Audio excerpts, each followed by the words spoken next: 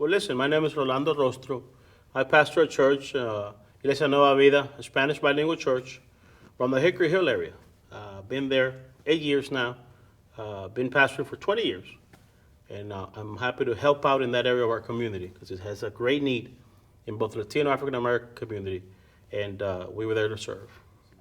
Well, I've got a congregant in our church, or congregants that come to my church. They come in with many different needs, and one of the needs that I have found that has been very common is the domestic violence issue.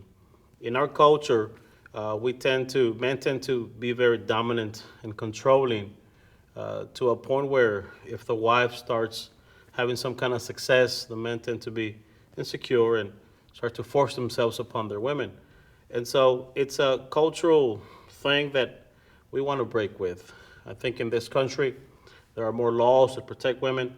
In a lot of Latin countries, there isn't that. And so that's why there's that freedom in their countries to behave that way.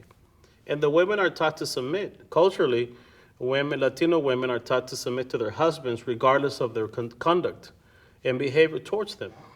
Well, if a woman is in danger, she should call 911. That's what a woman should do. If she fears for her life, the life of her children, which in most cases is that feeling when the man becomes aggressive, whether he's drank some beers or he's just that way with his family or with his wife, she should immediately call 911. What we call in our church settings generational habits. What their kids will learn, not what we say, but what they see in us. And so when they see their parents conducting themselves in that way with their mom or their dad, they tend to imitate that behavior. And some kids don't, but most of them have that inclination because that is what they saw. And so I have young generations that come to our church, 20-year-old, 25-year-olds, that have even a vengeful attitude towards their father because of what he saw when he was growing up. And some others actually have the same response that their father had, and now is affecting his own wife and family.